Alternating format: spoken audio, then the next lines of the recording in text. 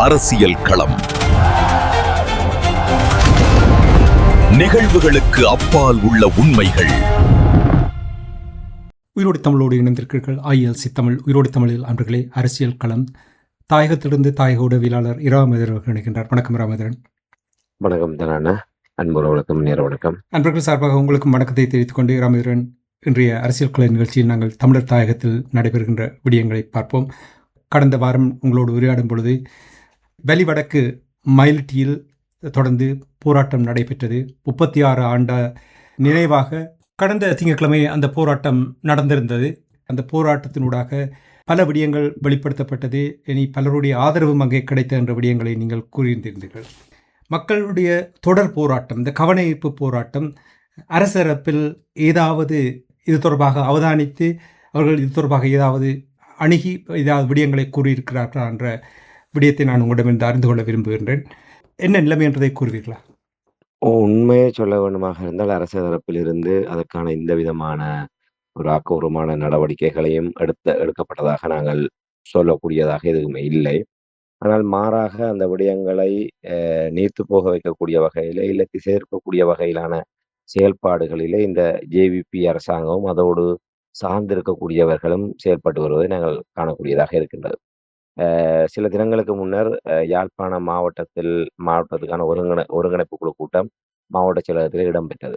அந்த ஒருங்கிணைப்பு குழு கூட்டத்திலும் இந்த காணி விடுவிப்பு சம்பந்தமாக அந்த பாதிக்கப்பட்ட தரப்பினரால் வலுவான கேள்விகள் எழுப்பப்பட்ட போது வழக்கத்தை போன்று அமைச்சர் சந்திரசேகர் அவர்கள் மக்களுடைய காணியும் மக்களுக்கே விடுவிக்கப்படும், அதில் எந்த வித மாற்று கருத்துக்கும் இல்லை என்பதாக அவர் கூற முற்பட்ட போது அங்கே பாதிக்கப்பட்ட தரப்பினரிடமிருந்து அங்கே இதைத்தான் நீங்கள் சொல்லிக் கொண்டிருக்கிறீர்கள், 2 வருடமாக போகின்றது, ஒரு வீதியை விடுவித்ததை தவிர நீங்கள் வேறு எதையுமே விடுவிக்கவில்லையே, எப்போதுதான் நீங்கள் விடுவிக்க போகின்றீர்கள் என்கின்ற ஒரு கேள்வி எழுப்பிய போது அங்கே JVP சார்பாக அங்கே அந்த ஒருங்கிணைப்பு குழு கூட்டத்துக்கு வந்திருந்த ஒரு சிலர் அந்த பாதிக்கப்பட்ட தரப்பினரோடு வாக்குவாதத்தில் ஈடுபட்டு அவர்களை பேச விடாமல் ஒரு தடுத்து குழப்பத்தை ஏற்படுத்திய சம்பவம் அங்கே ஒரு அமைதியின்மை ஏற்படுத்தி இருந்தது.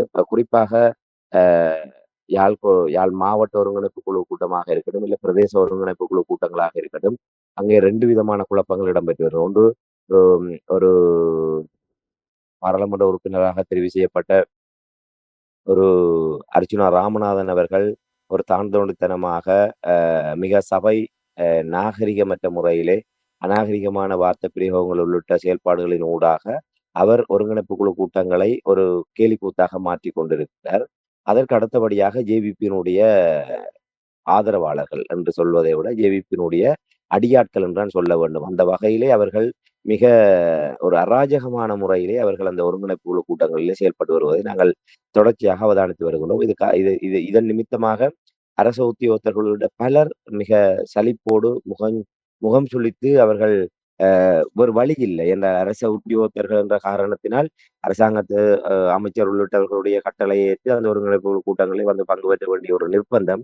ஆகவே அவர்கள் படித்து ஒரு உத்தியோக நிலையிலே அவர்கள் திறம்பட செயலாற்றி கொண்டிருக்கின்ற ஒருவர்கள் இந்த கட்சியினுடைய எடுபடிகளாக அங்கே வருபவர்கள் அவர்களை அவமதிக்கின்ற வகையிலே கருத்துக்களை கூறுவதும், அவர்களை கேள்வி கேட்பதும், அவர்களை ஒரு ஒரு குறுக்கு விசாரணை செய்வது போன்று செயல்படுவதெல்லாம் வந்து உண்மையிலே அதிகாரிகள் மட்டத்திலும் உத்தியோகத்தர்கள் மட்டத்திலும் மிகப்பெரிய ஒரு அதிருப்திகளை ஏற்படுத்தி கொண்டிருக்கின்றது. அதனுடைய உச்சமாக இந்த அண்மையில் இடம்பெற்ற மாவட்ட ஒருங்கிணைப்பு குழு கூட்டத்திலே அந்த JVP-யினுடைய குறிப்பாக அமைச்சர் சந்திரசேகர் மற்றும் அவர்களுடைய பாராளுமன்ற உறுப்பினர்களுடைய பிரதிநிதிகள் என்ற போர்வையிலே அங்கே வந்த அவர்களுடைய அடியாட்கள் அவ்வாறான ஒரு நிலைப்பாட்டை ஏற்படுத்தி இருந்தார்கள். ஆகவே அது மிகப்பெரிய ஒரு கொந்தளிப்பு. அவர்களும் பாதிக்கப்பட்ட தரப்பினரும் விடவில்லை. நீங்கள் உங்களால் கூற முடியுமா, ஒரு கால வரையறையை கூற முடியுமா, நாங்கள் விடுவிப்போம் என்றால் எப்போது விடுவிப்போம் என்று கூற முடியுமா என்று கேட்டபோது அதற்கு எந்த விதமான பதிலையுமே அமைச்சரோ இல்லை மேனையவர்களோ வழங்க முடியாத ஒரு நிலைமையிலே அந்த அமைச்சர் அழைத்து வந்த நபர்கள் ஏற்படுத்திய அந்த குழப்பத்தின் காரணமாக அங்கே மேலதிகமாக போலீசார் வரவழைக்கப்பட்டார்கள். அது மாத்திரமல்ல, அங்கே கஜேந்திரகுமார் பொன்னம்பலம் அவர்கள் நெடுந்தீவிலே இராணுவத்துக்கு காணி சுவீகரிக்கப்படக்கூடிய ஒரு நிலைமை தொடர்பாக ஒரு உத்தியோகபூர்வமாக 1 ஏக்கர் காணி அவர்களுக்கு ஒதுக்கப்படுவது தொடர்பாக அங்கே பிரதேச செயலாளர் மட்டத்திலே முடிவெடுக்கப்பட்டதாகவும் அதை கஜேந்திரகுமார் பொன்னம்பலம் அவர்கள் கேள்விக்குள்ளாக்கி இந்த 2 விடயங்களும் அந்த ஒருங்கிணைப்பு குழு கூட்டத்திலே ஒரு மிகப்பெரிய ஒரு சர்ச்சைகளை ஏற்படுத்தி எடுத்து அமைச்சர் அந்த கூட்டத்தை கட்டுப்படுத்த முடியாத நிலைமையிலே மேலதிகமாக போலீசார் அங்கே வரவழைக்கப்பட்டிருந்த ஒரு சூழ்நிலையெல்லாம் அவதானிக்கூடியதாக இருந்தது. இப்ப இவ்வாறான நிலைமையில் அமைச்சர் உடனடியாக அந்த வழிவடக்கு காணி விடுவிப்பு தொடர்பான வாத பிரதிவாதங்கள் அவருடைய அவர் சார்பாக அழைத்து வரப்பட்ட அந்த அடியாட்கள் மற்றும் பாதிக்கப்பட்ட தரப்பினரிடையே ஏற்பட்ட அந்த முரண்பாடுகளை அடுத்து குழப்பத்தை அடுத்து ஒளிவாங்கியை பறித்தெடுக்குமாறு அமைச்சர் உத்தரவு பிறப்பித்து அவ்வாறு அதாவது மக்களுடைய நியாயமான கேள்விகளுக்கு பதிலளிக்க முடியாது அவர்கள் அழைத்து வந்த நபர்கள் மூலமாக அதை குழப்பி அடித்து ஒரு ஒரு திட்டமிட்டு அமைதியின்மை ஏற்படுத்திவிட்டு அந்த மக்களுடைய கருத்துரிமையை மறுத்து இல்லை அந்த மேலும் அவர்கள் கேள்வி கேட்க முடியாத ஒரு சூழ்நிலையை உருவாக்கியதுதான் அவர்களுடைய அந்த ஒருங்கிணைப்பு குழு கூட்டத்தினுடைய சாதனையாக நான் பார்க்கிறேன். ஆகவே இவர்களுடைய இந்த செயல்பாடுகள் எல்லாம் பார்க்கின்ற போது நாங்கள் ஏற்கனவே கூறுவதை போன்று பாதுகாப்பு தரப்பினரை கட்டுப்படுத்த ஒரு திராணியற்ற ஒரு பலகீனமான ஒரு அரசாங்கமாக இந்த அரசாங்கம் இருக்கின்றது. குறிப்பாக ஜனாதிபதியாக இருக்கக்கூடிய அனுரகுமார திசாநாயக்க அவர்கள் இதுவரை காலம் இலங்கை வரலாற்றிலே மிக பலகீனமான ஒரு ஜனாதிபதியாக அவர் காணப்படுகின்றார் இந்த விடயத்தில் என்பதை நாங்கள் தொடர்ச்சியாக கூறி வருகின்றோம். அதனுடைய பிரதிபலிப்பாகத்தான் அவர்கள் மக்களுடைய கேள்விகளுக்கு முகம் கொடுக்க முடியாது, மக்களுக்கு ஒரு சரியான பதிலை சொல்ல முடியாது, ஒரு ஏமாற்று நாடகத்தை அரங்கேற்றுகின்ற ஒரு தரப்பாகவே ஜேவிபி இந்த வழிவடக்கு விவகாரத்தில் செயல்பட்டு வருகின்றது. ஆகவே அப்படி மக்களுடைய போராட்டத்துக்கும் அவர்கள் சரியான பதிலளிக்கவில்லை. இவ்வாறான ஒருங்கிணைப்பு குழு கூட்டங்கள் உள்ளிட்ட இடங்களிலே நியாயபூர்வமாக அந்த பாதிக்கப்பட்ட தரப்பினுடைய கேள்விகளுக்கும் அவர்கள் நேர்மையாக பதிலளிக்க முடியாதவர்களாக இருக்கின்றனர். ஆகவே என்னை பொறுத்தவரையிலே நாங்கள் தொடர்ச்சியாக கூறுவதை போல ஒரு அங்குல நிலைமையினும் இந்த அரசாங்கம் விடுவிக்கும் என்ற நம்பிக்கை எனக்கு இல்லை. அப்படி அவர்கள் விடுவிப்பதாக இருந்தால் மாகாண சபை தேர்தலை நெருக்கத்திலே வைத்துக் கொண்டு அந்த தேர்தல் ஆதாயத்துக்காக சில நாடகங்களை இவர்கள் ஆடலாமே தவிர, ஆனால் மக்களுடைய ஒரு நியாயமான கோரிக்கைகளை அந்த மக்களுடைய அகதி வாழ்வை முடிவுக்கு கொண்டு வர வேண்டும் என்கின்ற அக்கறையோடு அவர்கள் இந்த விடயங்களை எல்லாம் செய்வார்கள் என்று நான் நம்பவில்லை. ராமதரன், மாற்றத்தை விரும்பி நம்பிக்கையோடு வாக்கு போட்ட தமிழ் மக்கள் மீது அனுரகுமார திசாநாயக்க முகத்தில் சேறு பூசியிருக்கிறாரா என்று உங்களிடம் இந்த கேள்வியை கேட்க தோன்றுகின்றது. காரணம் என்னவென்றால் 36 ஆண்டுகளாக அந்த காணியை அபகரித்து வைத்திருக்கிறார்கள், போராடி கொண்டிருக்கிறார்கள், தொடர் போராட்டத்தை நடத்தி கொண்டிருக்கிறார்கள் என்று கடந்த திங்கட்கிழமை 15ஆம் தேதி இந்த போராட்டம் நடந்தது. அது நடந்து ஒரு வாரம் கூட அந்த காயாத நேரத்திலும் கூட இராணுவத்தினர் பலாலி சந்தியில் ஒரு உணவகத்தை கட்டுகிறார்கள். இது தமிழ் மக்களுக்கு நல்ல ஒரு சேறு பூசி இருக்கிறார்கள் என்று நீங்கள் நம்புகிறீர்களா, அல்லது அனுரகுமார திசாநாயக்க சரியாகத்தான் செயல்படுகிறாரா? உண்மையிலே வேற சொல்வதொன்று செய்வதொன்றாகத்தான் இருக்கின்றது. உண்மையிலே நீங்கள் குறிப்பிட்டதை போன்று அந்த போராட்டம் முடிந்து அடுத்தடுத்த நாட்களிலே பலாலி சந்தியிலே ஒரு பொதுமக்கள் பகிரங்கமாக பார்வையிடக்கூடிய வகையிலே அங்கே ஒரு இராணுவத்தினர் உணவகம் ஒன்றுக்கான கட்டுமான வேலைகளிலே ஈடுபட்டார்கள். உண்மையிலே ஒரு நிரந்தரமாக ஒரு சீமெந்து பயன்படுத்தி தரைக்கு மேலாக ஒரு கட்டுமானத்தை மேற்கொள்வதாக இருந்தால் அந்தந்த உள்ளூராட்சி மன்றங்களுடைய அனுமதி பெறப்பட வேண்டும். அவ்வாறு அனுமதி அதற்கான நோக்கங்கள் என்ன தேவைக்காக அந்த விடயங்கள் அந்த கட்டுமானம் பெறப்போகின்றது என்ற விவரங்கள் அந்த காணிக்கான உறுதி உள்ளிட்ட விடயங்கள் எல்லாம் சமர்ப்பிக்கப்பட்டதுக்கு பிற்பாடுதான் அந்த உள்ளூராட்சி மன்றங்களினால் கட்டிடம் கட்டுவதற்கான அனுமதி வழங்கப்படும். ஆகவே எந்தவித அனுமதியும் இல்லாமல் அங்கே ஒரு உணவகத்தை இராணுவத்தினர் கட்டி கொண்டிருந்தார்கள். இது உண்மையிலே நீங்கள் கூறுவதை போன்று அனுரகுமார திசாநாயக்க தலைமையிலான ஜேவிபி அரசாங்கம் அந்த வழிவடக்கு மக்களுடைய முகத்திலே ஓங்கி அறைந்த ஒரு செயல்பாடாகத்தான் நான் பார்க்கின்றேன். ஏனென்றால் ஒரு 36 ஆண்டு காலம் சாதாரணமாக மக்கள் இராணுவத்துக்கு எதிராக அரசாங்கத்துக்கு எதிராக போராட வேண்டும் என்கின்ற நிலையிலே முன்னெடுக்கப்பட்ட போராட்டம் அல்ல. எங்களுடைய வேரோடும் வேரடி மண்ணோடும் விரட்டி அடிக்கப்பட்டு நாங்கள் அந்த இடத்திலே செல்வ செழிப்போடு ஒரு இலங்கையினுடைய மொத்த தேசிய உற்பத்தியிலே 1/3 பங்கை நிவர்த்தி செய்யக்கூடிய அளவுக்கு மயிலட்டி துறைமுகத்தின் ஊடாக பாரிய மீன்பிடி ஒரு புரட்சியை மீன்பிடி உற்பத்தியை செய்து கொண்டிருந்த நிலையிலே வலுக்கட்டாயமாக நாங்கள் எங்களுடைய மண்ணிலிருந்து நாங்கள் விரட்டி அடிக்கப்பட்டோம். ஆகவே நாங்கள் ஒரு பொருளாதார அகதிகளோ இல்லை ஏனைய இடங்களை போன்று நாங்கள் நிலமற்ற ஏதிலிகளோ கிடையாது. எங்களுடைய சொந்த மண்ணிலே நாங்கள் எங்களுடைய காலிலே நின்று கொண்டு எங்களுடைய நிலையையும் வளர்த்து கொண்டு நாட்டினுடைய மொத்த தேசிய உற்பத்தியிலே 1/3 பங்கு நிவர்த்தி செய்யக்கூடிய அளவுக்கு அவ்வாறு இன்று இருக்கின்ற தொழில்நுட்பங்கள் அல்லாத ஒரு காலத்தில் கூட அவ்வாறு அந்த மயிலட்டி துறைமுகத்தின் ஊடாக பாரிய மீன்பிடி உற்பத்தியை செய்த சமூகம் நாங்கள். ஆகவே அப்படிப்பட்ட ஒரு நிலையிலே அந்த மக்களை 36 ஆண்டுகளாக அகதிகளாக அலைய விட்டு, இன்று ஒவ்வொரு இடங்களிலும் போகின்ற இடங்களிலெல்லாம் அகதிகளாக பல்வேறு இன்னல்களையும், துன்பங்களையும், துயரங்களையும் அனுபவித்துக் கொண்டிருக்கின்ற அந்த மக்களுடைய வேதனையுடைய வெளிப்பாடாக எங்களுடைய 36 ஆண்டு கால அகதி வாழ்வு என்று முடியும். போதும் போதும் 36 ஆண்டு கால அகதி வாழ்வு என்கின்ற ஒரு நிலைப்பாட்டை வெளிப்படுத்தி அந்த போராட்டத்தை அவர்கள் முன்னெடுத்திருந்தார்கள். ஆகவே அந்த மக்களை அவமதிக்கின்ற வகையிலே, அந்த வழிவட மயிலிட்டி, பலாலி, காங்கேசந்துறை, ஊரணி, கணிசமான பகுதிகள் விடுவிக்கப்பட்டாலும் இன்று முழுமையாக விடுவிக்கப்படாத இடங்களாக இருக்கின்றது. குறும்பசிட்டி, வசாவுலான் உள்ளிட்ட பல பகுதிகள் இன்றும் விடுவிக்கப்படாத ஒரு நிலைமை இருக்கின்றது என்றால், அந்த பகுதி மக்கள் தான் இன்று 36 ஆண்டுகள் 37வது ஆண்டிலே அவர்கள் அகதி வாழ்க்கையை வாழ்ந்து கொண்டிருக்கின்ற நிலைமையில அந்த போராட்டம். அந்த மக்களுக்கு இந்த அன்றுமுறை சினக தலைமையிலான ஜேவிபி அரசாங்கம் சாதாரணமாக இல்ல. அவர்கள் நான் செருப்பை கழட்டி அடித்ததை போன்று பாரிய ஒரு அவமரியாதையை ஏற்படுத்தி இருக்கின்றார்கள்.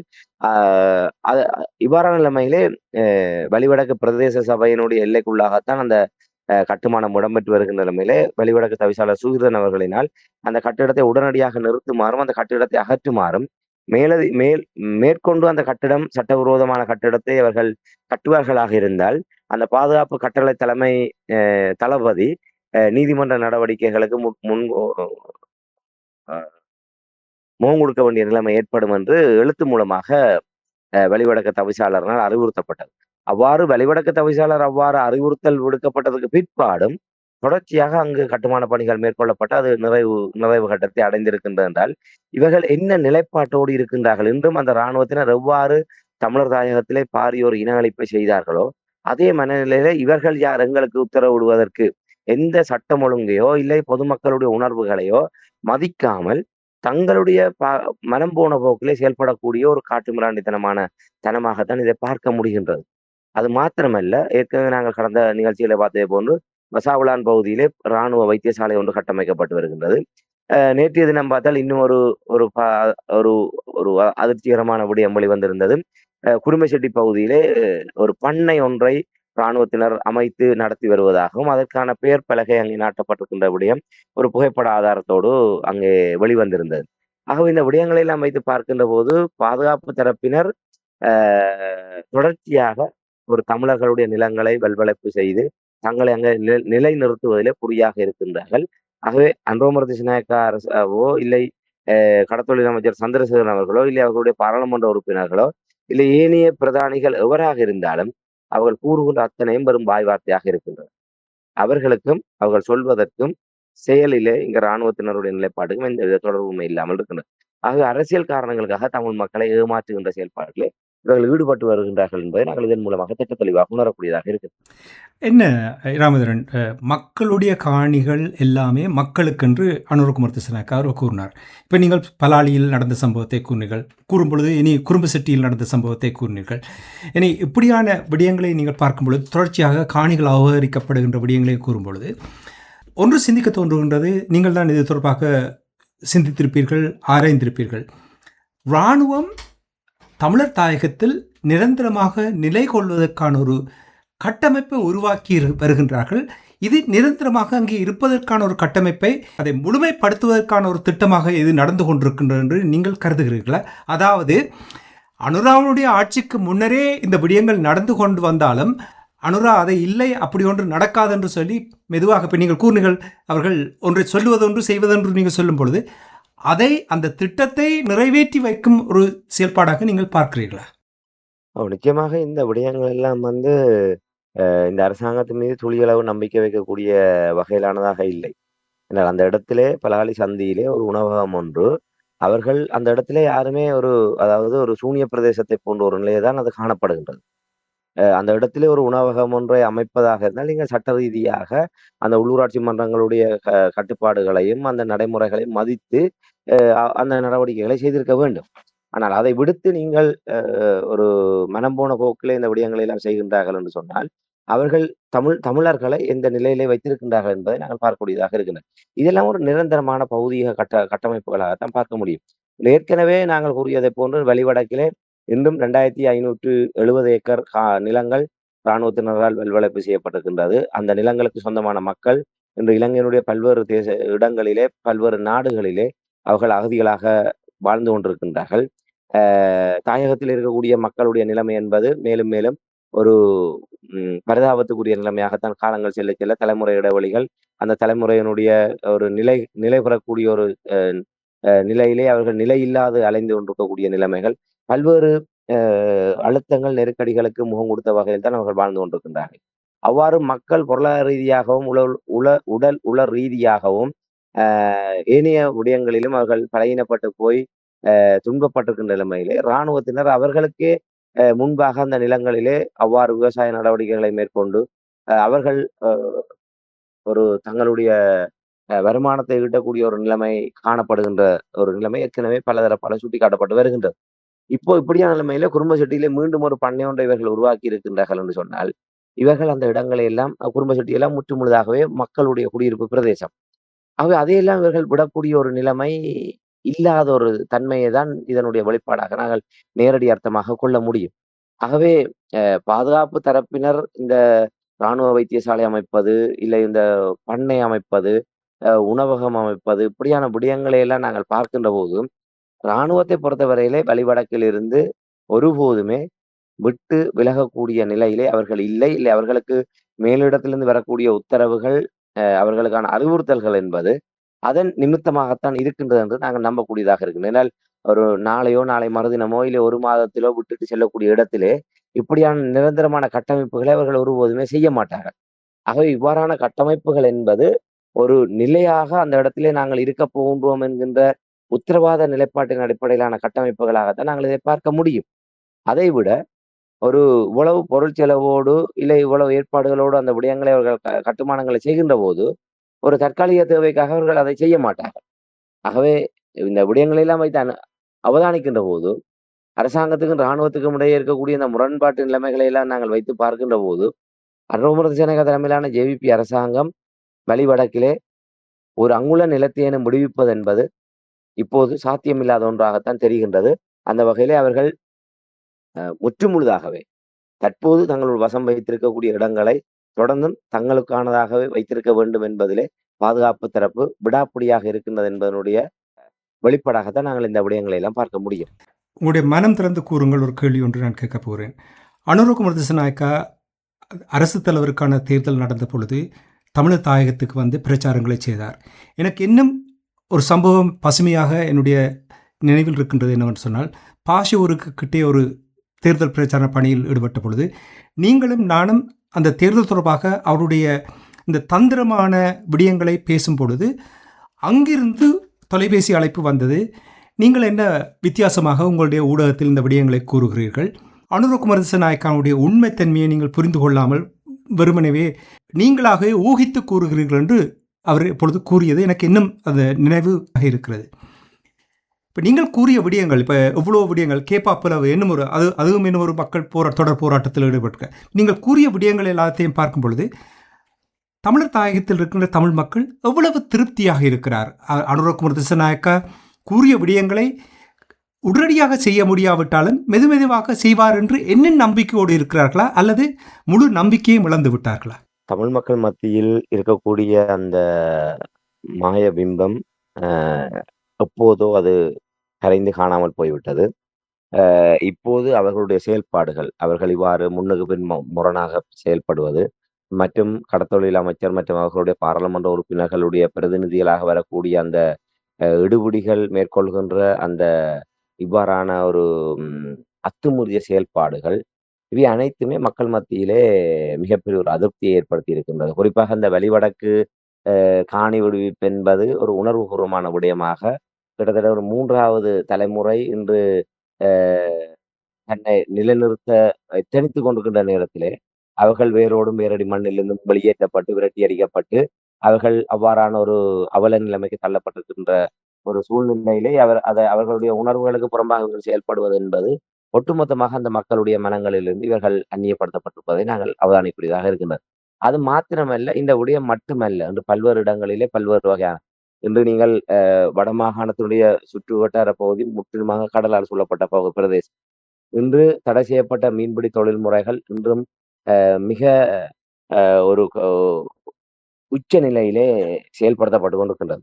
குறிப்பாக கடந்த ஒரு வாரமாக சுருக்கு விலை தடை செய்யப்பட்டிருக்கின்ற சுருக்கு விலை, அந்த தடை செய்யப்பட்ட சுருக்கு விலை தொழில் மிக ஒரு கோலாகலமாக வடமராட்சி பகுதியில் உள்ள இடங்களிலே முன்னெடுக்கப்பட்டு வருகின்றன. இதன் காரணமாக இன்று மீனவர்கள் மிகப்பெரிய ஒரு வாழ்வாதார நெருக்கடிக்கு தள்ளப்பட்டிருக்கின்றார்கள்.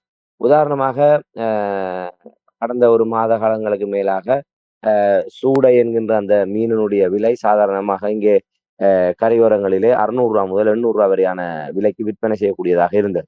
இன்று பார்த்தீர்களானால் அது ரூ. 250 ரூ. 300 என்கின்ற நிலைமைக்கு சடுதியாக வீழ்ச்சி அடைந்திருக்கின்றது. அதற்கான காரணம் சுருக்கு விலை.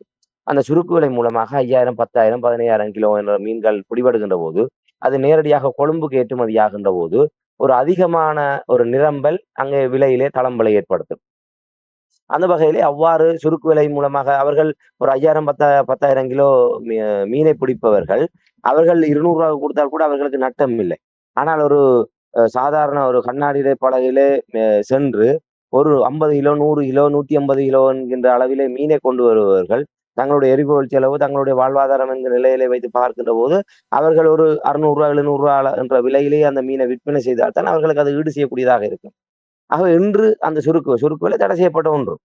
அது அனுமதிக்கப்பட்ட அளவை விட மிக ஒரு குறுகிய அளவுள்ள கண் விலைகளை பயன்படுத்தி அந்த தொழிலில் ஈடுபடுவதன் காரணமாக கடல் வளம் முற்றாக பாதிக்கப்படக்கூடிய இந்திய எல்லை தாண்டிய இழுவை படகுகள் பயன்படுத்துகின்ற அந்த பொட்டம் ரோலிங் என்று சொல்லக்கூடிய அந்த இழுவை மடி தொழிலும் ஏற்படுத்தக்கூடிய பாதிப்புகளுக்கு நிகராக இந்த சுருக்கு விலை மூலமாக எங்களுடைய கடல் வளம், எங்களுடைய மீன் வளம் பாதிக்கப்பட்டு கொண்டிருக்கின்றது. ஆகவே அந்த விடயங்கள் எல்லாம் இன்று அந்த வடமாகாண கரையோர பகுதி, குறிப்பாக வடமராட்சி கரையோர பகுதியில் இருக்கக்கூடிய மீனவர்களையும் மிகப்பெரிய ஒரு ஒரு ஏமாற்றத்தையும், அதிருப்தியையும், விசனத்தையும் ஏற்படுத்தி இருக்கின்றது. ஆக இப்படியே நாங்கள் சொல்லிக் கொண்டு போகலாம். ஒரு விவசாயிகளாக இருக்கட்டும், சாதாரண மக்கள், ஒரு சாதாரண மக்களுடைய அன்றாட வாழ்வியலிலே இந்த அனுரமரசனக அரசாங்கம் ஏதாவது மாறுதலை ஏற்படுத்தும் என்று கூறினார்கள். ஆனால் மேலும் மேலும் அடுப்பிலிருந்து சட்டியில் விழுந்த கதையாகத்தான் மக்கள் பல்வேறு வழிமுறையில துன்பத்தை அனுபவிக்கின்றனர். வடக்கு கிழக்கில் மட்டுமல்ல.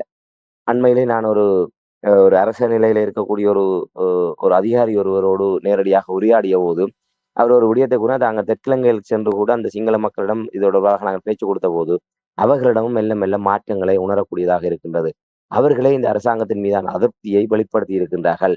ஒரு சந்தர்ப்பம் கிடைக்குமாக இருந்தால் 2022ஆம் ஆண்டு கோத்தபாய ராஜபக்சவுக்கு எதிராக ஒரு தீப்பொறி பற்ற வைத்ததை போன்ற ஒரு சந்தர்ப்பம் உருவாகுமாக இருந்தால், அதே போன்று கோஹோம் அனுர என்கின்ற ஒரு நிலையை இந்த நாடு எதிர்நோக்க வேண்டிய நிலைமைக்கும், இந்த அரசாங்கம் எதிர்நோக்க வேண்டிய நிலைமைக்கும் அது வெகு தொலைவில் இல்லை என்பதை உணரக்கூடியதாக இருக்கின்றது என்கின்ற விடயத்தை அந்த அதிகாரி ஒருவர் மனம் திறந்து பேசியிருந்தார். ஆகவே இது நாங்கள் அந்த குருநகரில் பாசூரில் நடைபெற்ற கூட்டத்துக்கு பின்னர் கூறியதை போல நாங்கள் சகல விடயங்களை எங்களுடைய அனுமானத்தின் அடிப்படையில், எங்களுடைய ஊகத்தின் அடிப்படையில் கூறுகின்ற விடயம் அல்ல.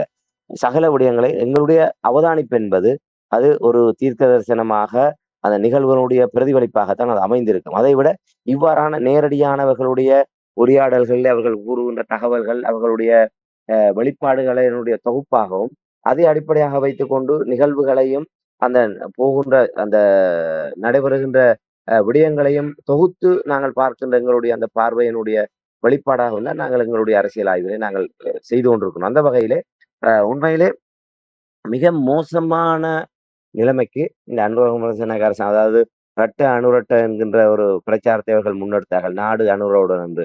இன்று அது தலைகளாக மாறி அவர்கள் ஒரு திசையிலும் மக்கள் வேறு திசையிலும் செல்ல எத்தனித்து விட்டார்கள் என்பதைத்தான் நான் ஆணித்தரமாக கூற முடியும். நன்றி ராமேந்திரன். இன்றைய நிகழ்ச்சியில் இணைந்து வலிவடக்கில் சமீபத்தில் நடந்த இந்த போராட்டம் தொடர்பாக, அந்த போராட்டத்தை தொடர்ந்து ஒரு சில நாட்களில் இராணுவத்தினர் அங்கே உணவகம் கட்டுவது தொடர்பான விடயங்களையும், இனி வேறு வேறு பகுதிகளில் இராணுவத்தினுடைய ஆக்கிரமிப்புகள் நடக்கின்ற விடயங்களையும் உயிரோடை தமிழ் உறவுகளோடு பகிர்ந்து கொண்டமைக்காக உயிரோடை தமிழ் அன்பர்கள் சார்பாக நன்றி குறிக்கொண்டு மீண்டும் இன்னொரு நிகழ்ச்சி இணைந்திருப்போம். அதுவரைக்கும் நன்றி, வணக்கம். நிச்சயமாக நன்றி, வணக்கம்.